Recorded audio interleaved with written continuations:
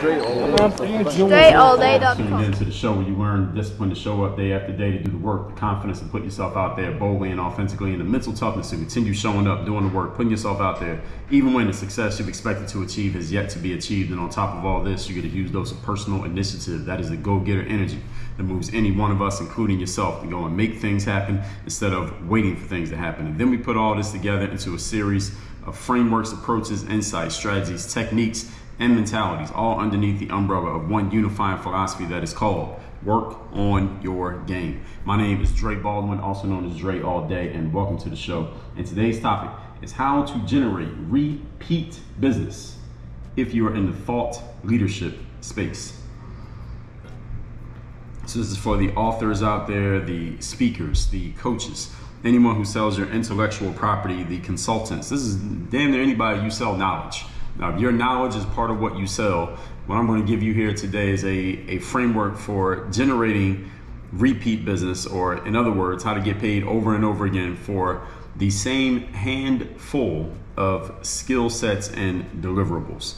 And before I get into that, let me remind everybody in the audience that I send out a daily motivation text message. You got this show right here, but I also send out a text message every morning to everyone in my text community. I want all of you to receive this. There's a message guaranteed to keep you focused, sharp, and on point throughout the day. I call it the daily motivation text. I mean, it should be self-explanatory to you. All you got to do is to receive that text is text me at this number, 305-384-6894. Send me a text at that number right now. You'll be getting a daily motivation every single morning, Eastern time, straight to your phone, free of charge, straight from me. And you can even reply to any of those texts, and you will be replying directly to me, and I will respond to you. Ask one of your friends who's already getting it, they'll tell you. So this topic here today, how to generate repeat business when you're in the thought leadership space. The best business, any professional will tell you this, they don't have to be a thought leader, but any professional will concur what I'm about to tell you. The best business is repeat business. I don't care if you own a dry cleaning shop, if you own a local donut shop, you have a restaurant, if you are a money manager, if you run an amusement park, if you are a coach or a speaker, or you sell books, whatever it is you do for a living, the best business is repeat business, simply because it is much easier to get someone who has already made a purchasing decision to buy from you in the past. It's much easier to get them to make the same decision again than it is to get a person who has never purchased from you to make the initial decision to buy from you. Why is this? Well, we can go deeper into that, but one reason is human beings are creatures of habit. We are more likely to do something again when we've done it before than we are to do something for the first time if we've never done it before. And this goes even deeper into the law of inertia, which states an object that is in motion shall remain in motion, or an object that is not in motion shall remain not in motion until or unless acted upon by an outside source, either one of those. So all of us as humans, it's much easier to just do more of what we already did.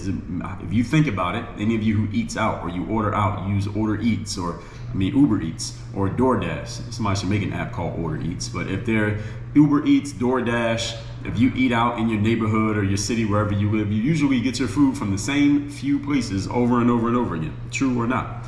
If you go outside and take a walk every day like I do, or you go outside, you run outside, or you jog, or you ride your bicycle, or anything that you do, let's say that requires following a certain geographical path, you probably take the same path and the same route every single time, do you not? Why is this? Because we're creatures of habit, and because the human brain wants to conserve energy. It's much easier to do the same thing over and over again, because after you've done it a few times, it creates grooves in the mind to where you can unconsciously do these things without having to consciously think about it, which saves you mental energy, with which you can focus on things that matter a lot more than just figuring out what route am I going to take to get to the grocery store. Since you already done it before, just take the same route that you took before. So this is one of the reasons, well, we can go level after level deeper into this, but it's easier to get repeat business. That's the whole point.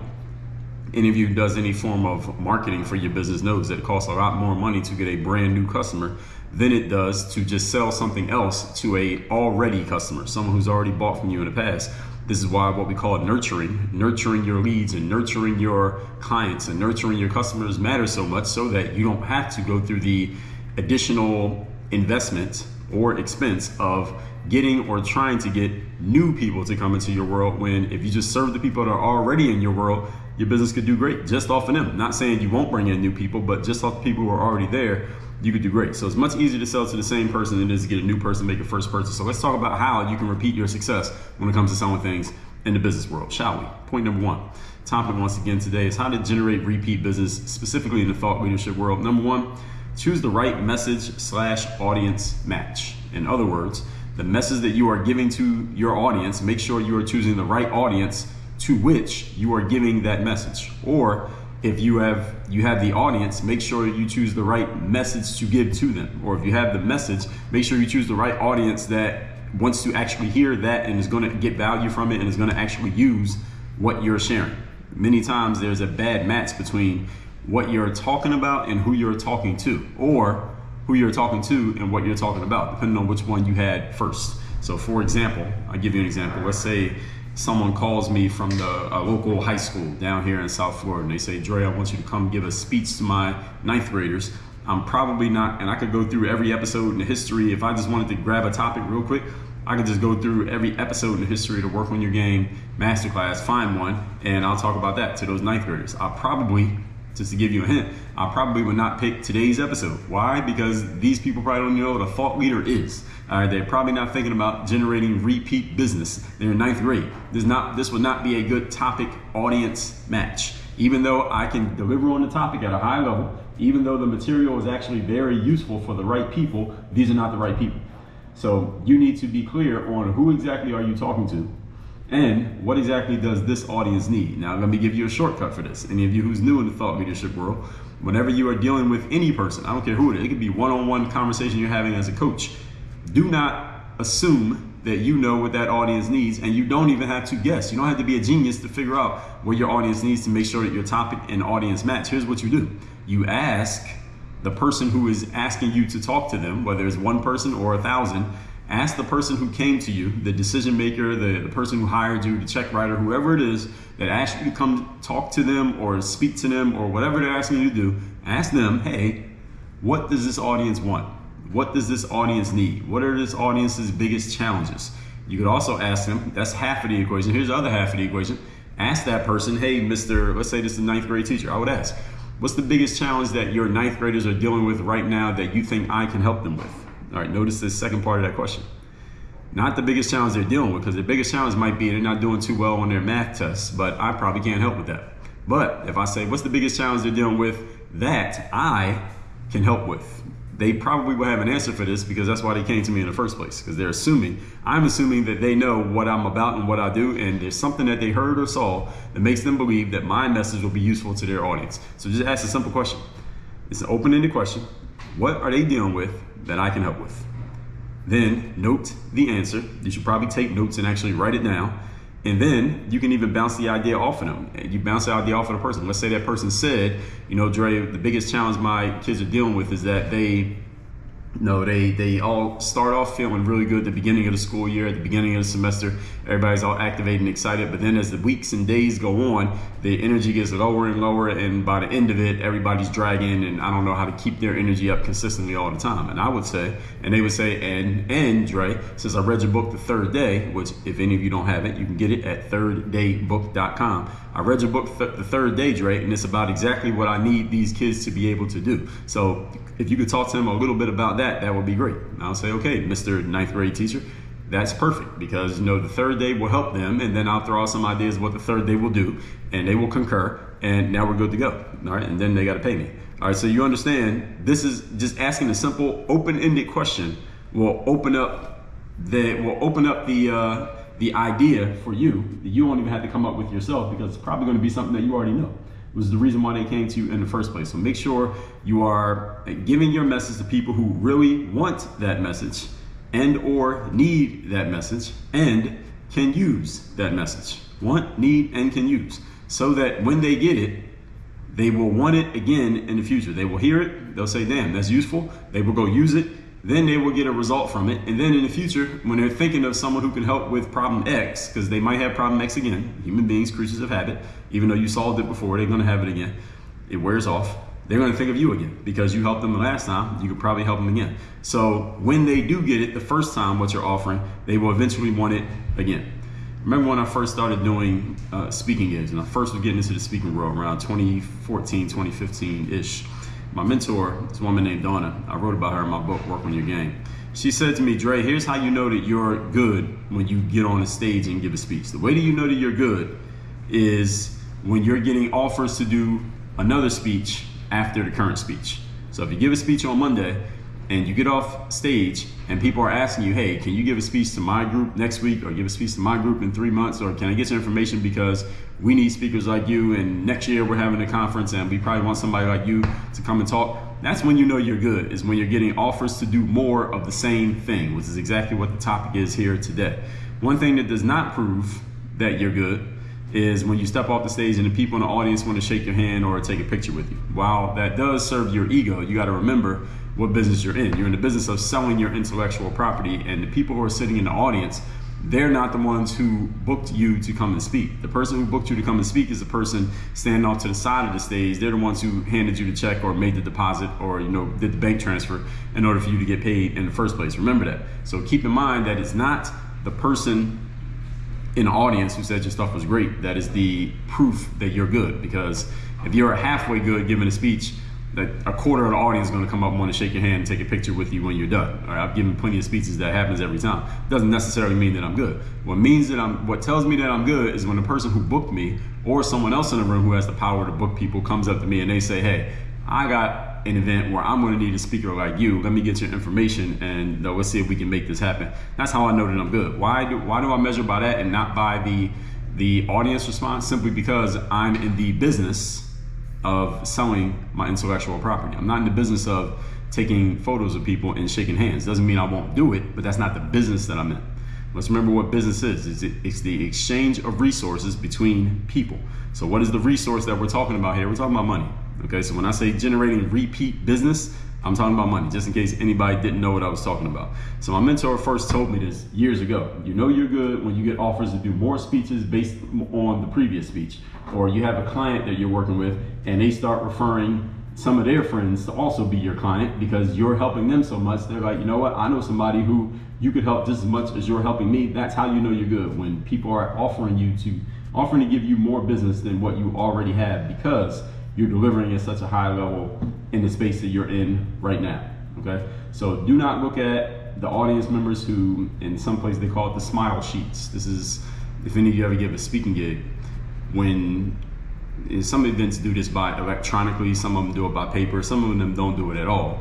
But some events that I've spoken at, many of them, they'll have these like a rating card where it'll say, all right, how would you rate the speaker on their professionalism? How would you rate them on their knowledge of the subject? How would you rate them on the way they delivered the topic? How would you rate them on how useful it will be for you moving forward? And do you have any comments that you want to add that we haven't asked about? And then they'll send this to you like 2 weeks after you give your speech. You'll get this like rating sheet back from all the people who are in the audience, and usually is anonymous. And you always will get 1 or 2 people who will talk some shit, and then you'll get a whole bunch of 4 and 5 star ratings for what you did. It doesn't mean anything because none of those people is a decision maker. None of those people is a check writer. When you're in business, you need to pay attention to the check writers, not to the check writers usually 1 or 2 people, not the other 1,000 people in the room who are telling you how good you are or giving you their minutia critique on something that you did that for whatever reason it triggered them to say something negative about you. None of those matter in the big picture of your business. And I'll give you a note. Even if you're great at what you do, sharing your intellectual property, if your message isn't right for the audience, you are not going to get repeat business because the message did not land. You're giving the wrong message to the wrong people. So this is why you need to zero in on your avatar. Those of you who don't know what an avatar is, I believe we just did an episode on the avatar here on this show, but let me see. Did I already do that one? Yes, that was episode 2077. You are not your avatar. Also back in episode 137, back in 2016, the topic was going from egg to avatar. So if you haven't heard those episodes, go check those out. And also in the Bulletproof Mastermind, I did a whole training on avatar, a training on what is an avatar, what does it mean, and how do you discover what yours is. And I laid out a whole series of questions that you need to answer. It's a long series of questions that will require a little bit of your time, actually a good amount of your time. But when you go through these and answer all these questions, you're going to have a very strong grasp on who exactly is your target client or customer. When you know that, it's much easier to make sure that your message is matching the audience. Point number 2. Today's topic, once again, is how to generate repeat business as a thought leader. Have a transferable message that can universally apply to different groups. Now, this is somewhat of an alternative to what I just said in the first point. Now, if you have a direct message audience match, for example, if I can talk to the barbershop owners about how to maximize the money that you make inside of a barbershop or a hair salon, I could just talk to every barber and hair salon stylist or owner all over the world about this, because I know my message is specifically targeted to this audience, and I can just dominate that audience and sell to them, and I can do my whole business, my entire business career, just selling to those people. That's one way of doing it. I could also, this is not an either or, you could do both, but it might become an either or, is having a message that is so transferable that it can universally apply to different groups. There are 3 specific topics that would universally apply to every group of people. They are health, wealth, and happiness. Let me say again, health, wealth, and happiness. Everybody wants all 3 of these. There's no human being on the planet that doesn't want to have good health. There's nobody who does not want to earn more revenue for what they're doing, or wealth, whatever people consider to be wealth. Everybody wants more money. Everybody would love to have more time. Everyone would love to have more, material things that allow them to make their lives easier or make them feel good or give them an ego boost or whatever it's going to do for them. Everybody wants health. Everybody wants wealth. And who doesn't want to be happy? Everybody wants to feel good about themselves and about their lives and wake up every day energized and excited about what they have going on. So everybody wants health, wealth, and happiness. These are 3 good places to start. This is, as I said, somewhat of an alternative to point number 1, having a message that can apply to many different audiences because of the universality of the message. Again, name one group of people that doesn't want health. If you can find a way to make it relevant to them, every group in the world is interested in a health message, a wealth message, a happiness message. This is why people who get categorized as motivational speakers, and sometimes when people see my topics, they say, okay, you're kind of like a motivational speaker, which I don't ever call myself a motivational speaker, but I don't mind when someone labels me as that, simply because, especially when it's a decision maker / check writer. Why? Because motivation is a universal message that applies to all audiences. Doesn't matter what industry the people in the room are.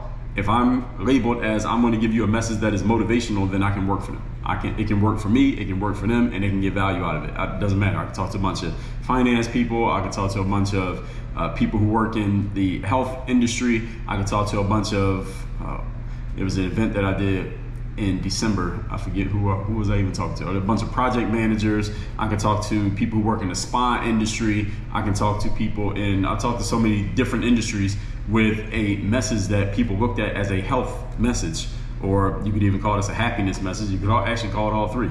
That mindset thing. Everybody needs that. All right, there's no organization or no industry in the world where people don't need to have their minds right. So this is a universal message that can apply to all different audiences, but your message still has to be on point. This doesn't mean it can just be some flowery, generic bullshit and you're going to get away with it.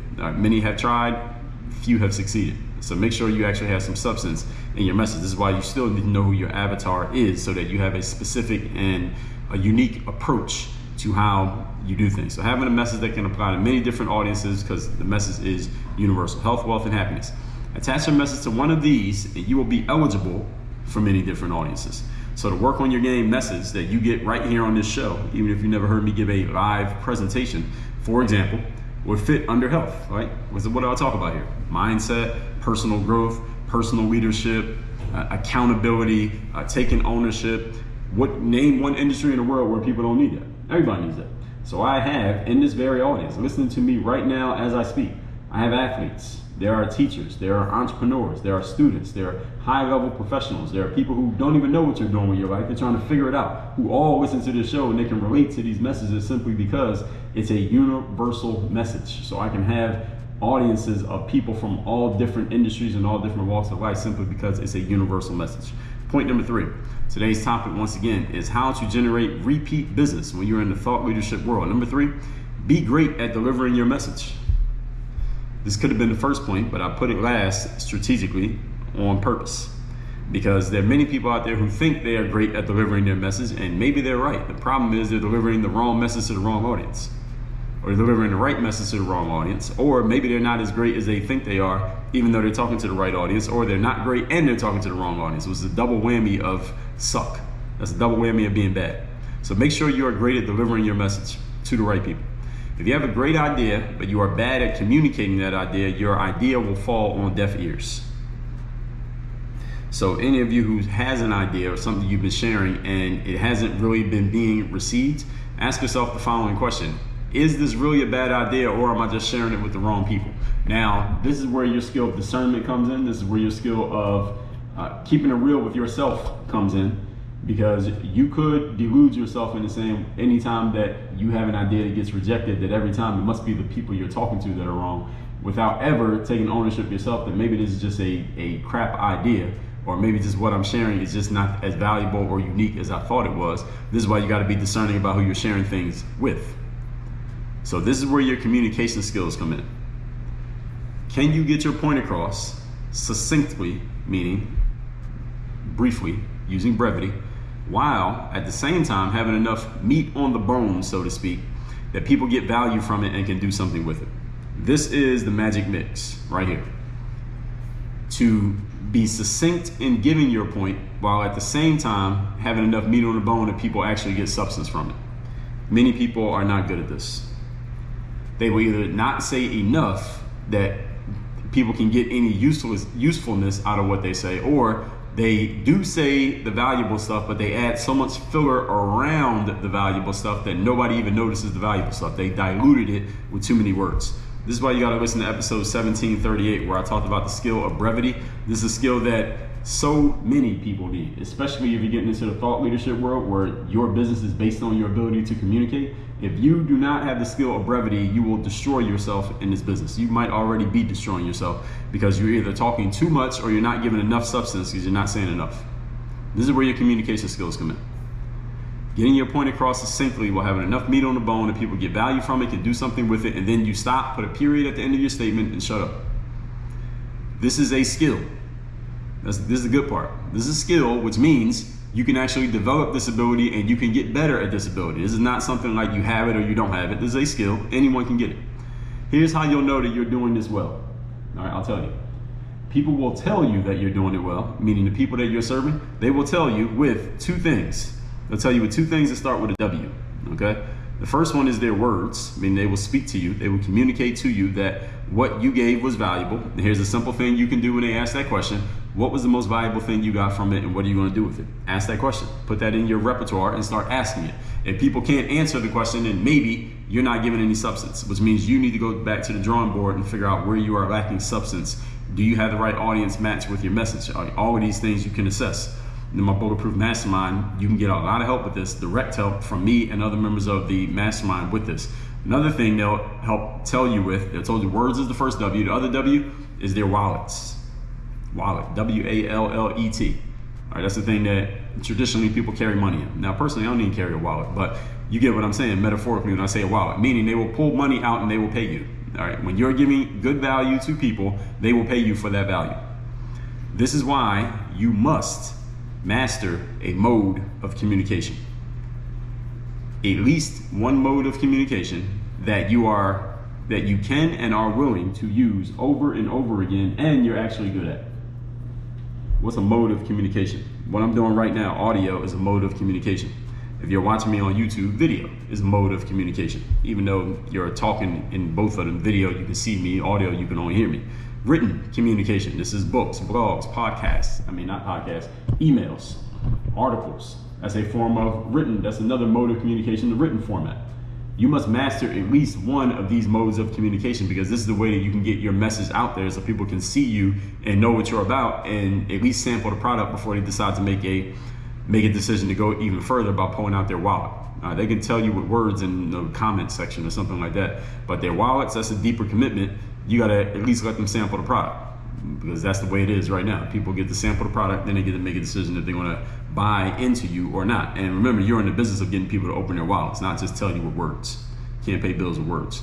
So all this being said, make sure you master mode of communication. So any of you who isn't sure which one yet, all right, let's get to work on that quickly. And I'll tell you about the Bulletproof Mastermind in a minute. But first, let me recap today's class, which is how to generate repeat business when you're in thought leadership space. In other words, how to get paid over and over again for a specific finite set of skills and deliverables. You do not have to always be adding any new bells and whistles. You just need to get good at doing certain things over and over again, as we talked about in episode 2013. Point number 1, choose the right message audience match. Make sure you're talking to the right people and make sure you have the right message for that audience.